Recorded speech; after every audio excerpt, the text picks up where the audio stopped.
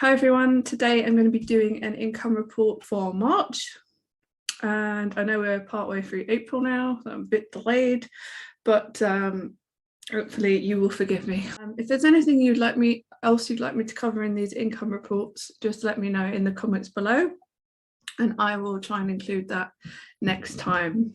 April's been very interesting. Don't know about you, let me know in the comments what you think, but I won't go into that now because I'll do that in the next income report.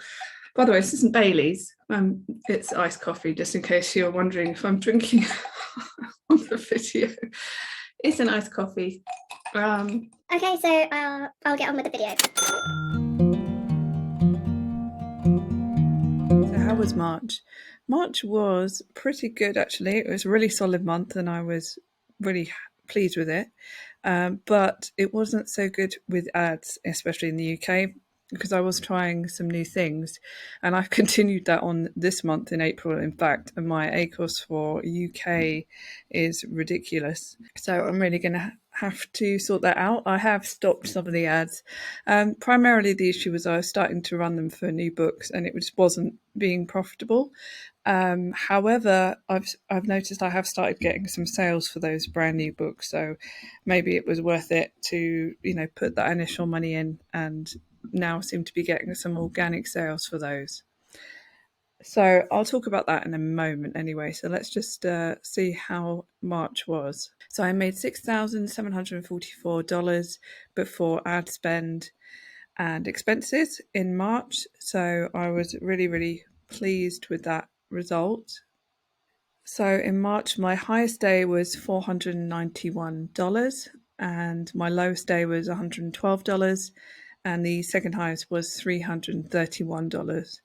So March was obviously, it looks really good, but it is lower than last year. So in 2021, I made around $7,000. I think it was just over 7,000, which was really surprising and kind of unusual.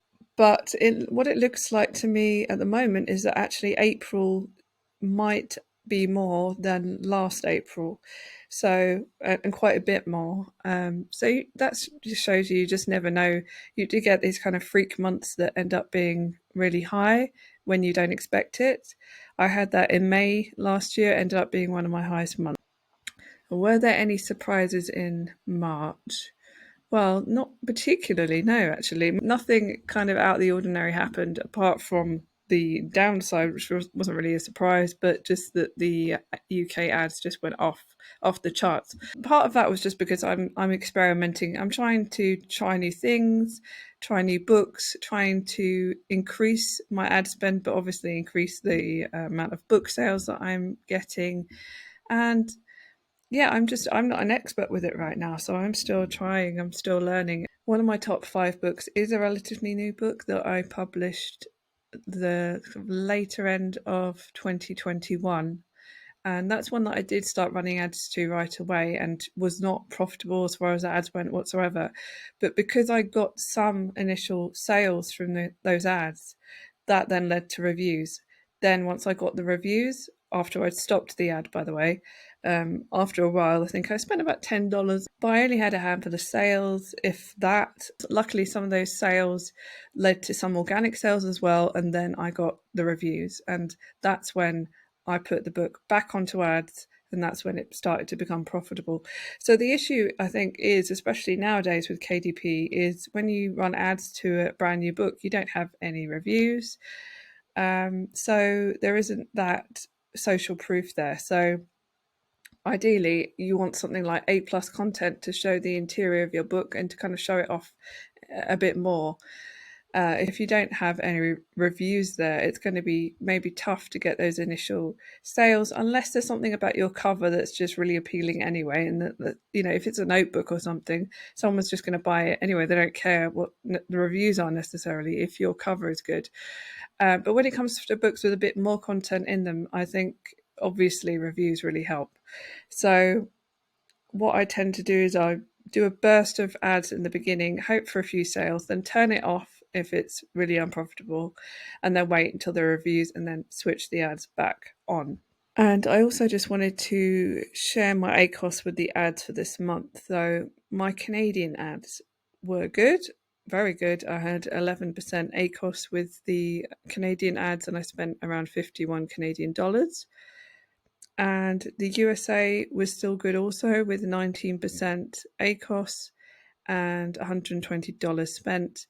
In the UK, that's what went off a little bit. As you can see, it was 35% ACOS, which is not profitable for me. It's not too bad, as in it's not overspending to a ridiculous amount, but it is a bit unprofitable. So, and that was £108 in total. This section here, this is directly from my blog, so you can go and check it out if you like. It's just got a couple of other details on there. So my total ad spend in March was $311, and when I add 20% VAT onto that, it's roughly $373 in total, and that is with the UK and Canadian switched into dollars. So roughly, so it's an approximation. And the only other expenses are my tools, which come to around $100 a month. I will link to my tools below. I also link to a page on my blog which shares all the different tools that I use. So in total then, my profit was $6,270 roughly, and that's with the $373 ad spend taken off that, and the $100 tools as well. I actually published 9 books in March, and that might sound like quite a lot, but most of those were actually notebooks. 2 of them were sketchbooks that I created as an experiment to see if I could go into a saturated niche. And that hadn't worked initially. That's what one of the things I ran ads to that skyrocketed my ACOS.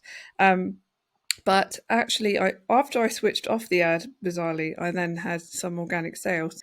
So how was your March? Let me know in the comments how it went for you. Obviously, March was really good for me, not as much as 2021, but it still was really close to last year. If you don't already know, I do have a free mini course, which I'll link to in the description below. It's just a really simple PDF to show you how you can get started with low content publishing as a complete beginner. So that's all for today. I hope you found this useful, and let me know in the comments if you have any questions. I'm going to start doing some Q&A videos soon, so let me know in the comments if you do have anything you'd like to ask me, and I will speak to you again very soon.